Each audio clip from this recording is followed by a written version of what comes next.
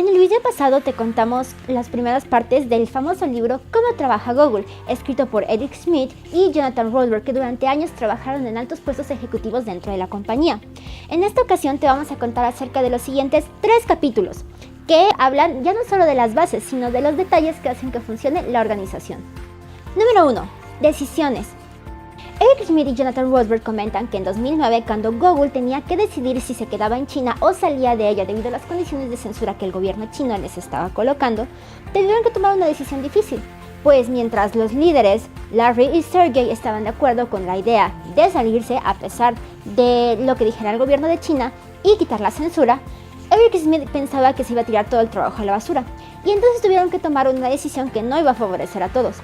Pero ¿qué sucede con esta clase de situaciones? ¿Qué es lo que se hace? Bueno, Google tiene algunas estrategias para que sea lo más sencillo posible llegar a un plan que sea también lo más efectivo posible. Número 1. Decide con datos. No se trata de llenar una presentación de PowerPoint con palabras bonitas. Sirven más los datos duros que vayan al punto y puestos gráficamente, porque si no tienes los números es muy difícil que tomes una decisión adecuada. Número 2. Cuídate del sí rápido. Ellos les llaman los muñecos cabezones, aquellos empleados que cuando están en una junta con tal de complacer al jefe solamente dicen sí, sí, sí a todos, y apenas ponen un paso fuera empiezan a quejarse de la decisión que se tomó. Lo mejor es que digas tu opinión. Las mejores decisiones surgen del conflicto, porque así se pueden poner a prueba todas las visiones y después llegar a una que realmente funcione. Entonces, pídele a tus empleados que te confronten y sobre todo tú, estate abierto a las nuevas ideas para que sea fácil hacerlo. Hay otras 2 normas que son importantes al momento de tomar decisiones. Número 1, la ley ecuestre, es decir, hay personas que tienen aversión al riesgo, y esto es especialmente notorio en algunos perfiles como los abogados. ¿Y qué es lo que pasa cuando se trata de tomar una decisión? Piensan absolutamente todas las cosas que tienen que salir mal. Y luego recomienda, sí, fíjate en los riesgos, pero no te pases todo el tiempo en ellos, ni tampoco mires tanto el pasado. Mejor enfócate en el problema y da soluciones rápidas. Y número 2, la ley del 80. ¿Qué significa esto? Bueno, cuando se trata de estar pensando decisiones, invierte el 80% de tu tiempo en las cosas que producen el 80% de tu ingreso. Reúnete todos los días es el siguiente consejo que dan los ejecutivos de Google. ¿Por qué?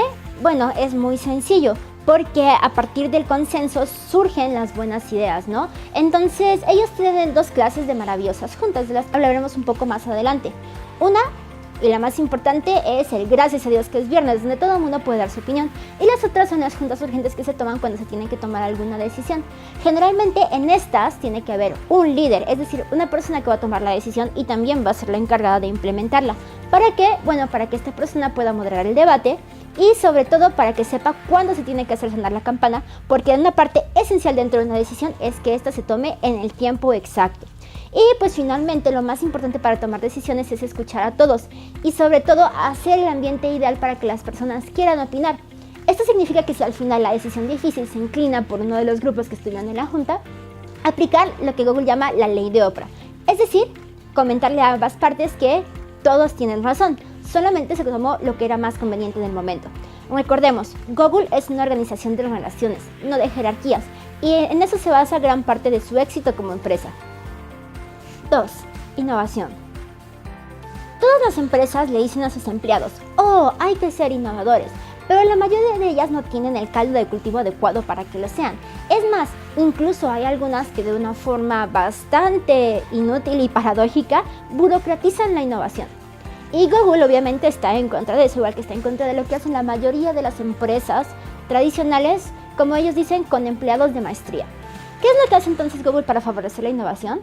Veamos el caso Android, por ejemplo. Android es una plataforma totalmente abierta, que pensó en grande, que suele adelantarse a su tiempo y suele utilizar ciclos cortos. Es decir, la importancia está en el producto y aparte de un producto que se pueda compartir. Si pudiéramos resumirlo, hay que hablar de estas estrategias. Para empezar, hay que tener claro qué es la innovación. Para Google, innovar tiene que ver tanto con la generación de ideas como con su implementación. Y hay que tener varios aspectos en cuenta. Número 1, que sea un producto o una característica nueva que proponga una funcionalidad hacia el usuario que todavía no existe y sobre todo que sea sorprendente. Es decir, Google habla mucho no de pensar en ideas que sean exponencialmente interesantes, sino ideas que sean galácticas, increíbles, que estén totalmente fuera del tiempo. ¿Por qué? Porque solamente promoviendo las grandes ideas se puede llegar a crear grandes innovaciones. Para Google es muy importante dejar que sus creativos inteligentes sean innovadores. En otras palabras, si tú quieres tener gente creativa dentro de tu empresa, no necesitas decirle que lo sea, necesitas permitirle que dé sus grandes ideas. Ahora, para esto, obviamente te va a generar un ambiente en el que excesiva libertad puede conflictuarse con las decisiones difíciles y con el liderazgo de un jefe. Pero, ¿cómo se puede mantener un equilibrio entre esto? Es sencillo. Google lo llama la idea del 70-20-10. ¿Qué significa esto? 70% de los recursos van destinados a que se trabajen los proyectos que ya están implementados y que son la base de la empresa. 20% del tiempo va a los proyectos emergentes y 10% del tiempo va hacia los proyectos innovadores. ¿Qué otras estrategias utiliza Google para permitirle a sus creativos ser innovadores? También está la regla del 20. ¿Qué significa esto? Que absolutamente todas las personas en Google pueden dedicar el 20% de su tiempo a crear ideas innovadoras y a trabajar en lo que ellos quieran. Obviamente siempre y cuando estén reportando los resultados, no utilicen ese 20% de su tiempo en hacer cosas que no van relacionadas con la empresa. También hay que crear el ambiente adecuado para promocionar estas ideas. Google tiene 2 clases de reuniones que estaban promocionando los directivos que estuvieron cuando se escribió el libro y que generalmente les funcionaron muy bien.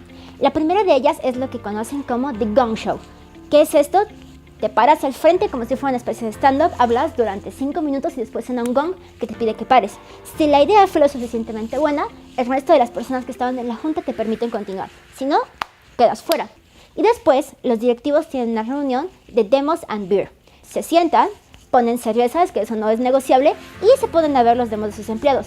Las ideas buenas adquieren ese 10% de los recursos que van para los proyectos innovadores. Y a todo esto, ¿qué es para Google una buena idea?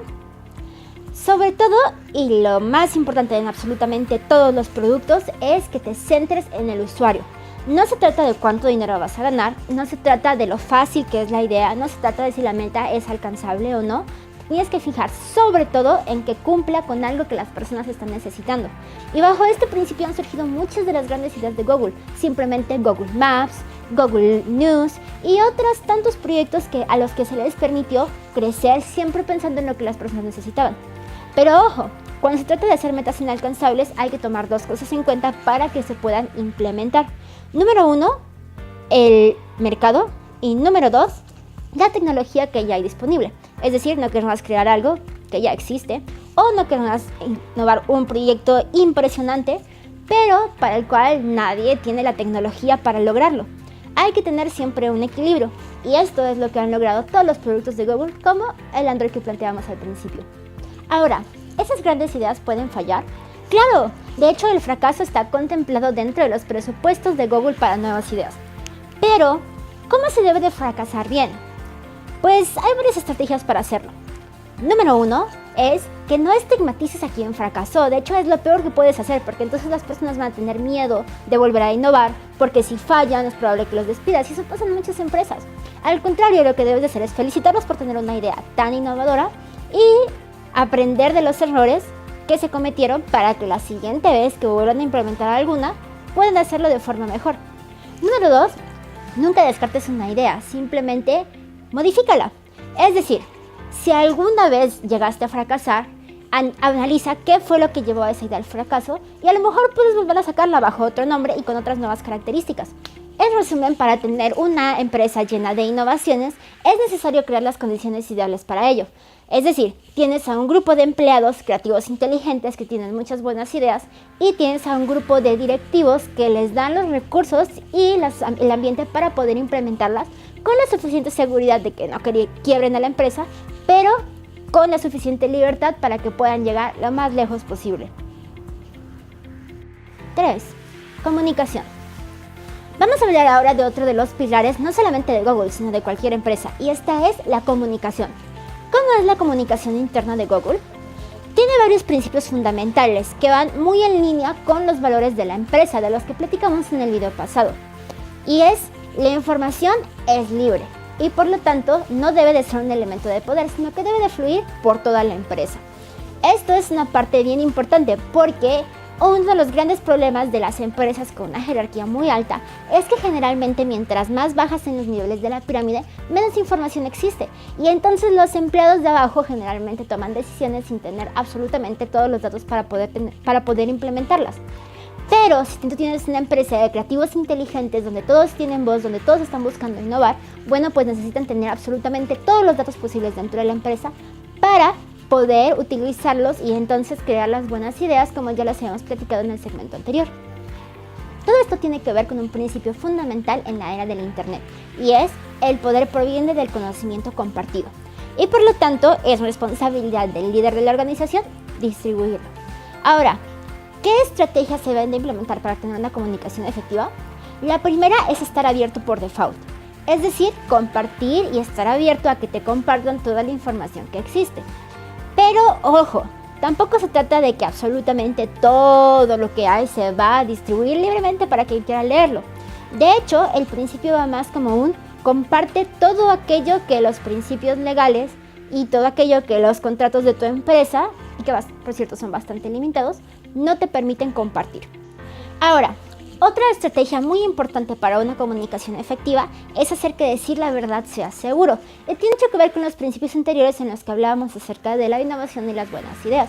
Si tú propicias el ambiente para que tus empleados quieran hablar contigo y darte incluso las malas noticias sin que ello les cause consecuencias, es más probable que lleguen y te digan la verdad, y entonces tú tendrás los datos necesarios para poder ver si una idea sigue, o se cambia, o se modifica, o simplemente ver qué es lo que están haciendo con los proyectos que están trabajando. Ahora, ¿cómo se puede crear el ambiente ideal para decir verdades? Tiene que ver con las reuniones que hace Google. Ellos manejan sobre todo dos tipos de reuniones donde siempre se dice la verdad. Las sesiones post-mortem, en la que los líderes de los equipos le piden a sus empleados después de implementar un proyecto que les den el review de cómo funcionaron las cosas para ver qué se puede seguir mejorando, o en caso de que haya sido un fracaso, qué fue lo que falló. Y también las sesiones de las que ya habíamos platicado, gracias a Dios que es viernes, donde todo el equipo se reúne con comida en un ambiente relajado y básicamente platican de cómo les fue en la semana, qué se está implementando, los proyectos, las decisiones difíciles y todo el resto de las situaciones que están sucediendo en las empresas. Otra muy buena estrategia que utiliza Google es que cada vez que se reúnen los líderes ejecutivos, crean una especie de informe que una vez al mes se reúne todo y se distribuye a los empleados para que ellos estén enterados de qué se está haciendo en la empresa y qué decisiones se están tomando en las más altas cumbres. Y así tienes una empresa que no está basada solamente en la información que tiene la jerarquía, sino en las relaciones que hay entre unos y otros.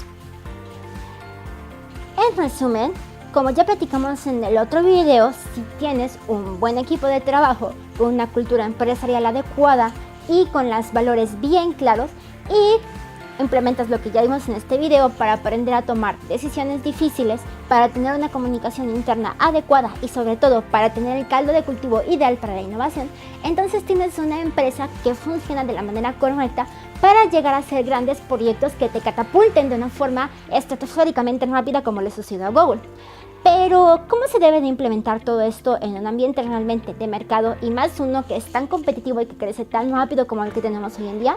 Bueno, eso lo estaremos viendo en el próximo video, que será la conclusión de esta serie, en la que te resumimos el libro Cómo trabaja Google, escrito por dos de las grandes mentes detrás de la planeación ejecutiva y de equipos de la empresa. No te lo pierdas, y por favor, si tienes dudas o si quieres que platiquemos acerca de otro libro o cualquier otra cosa, comenta en los comentarios de abajo. Yo soy Fer Tapia y nos vemos en el siguiente video.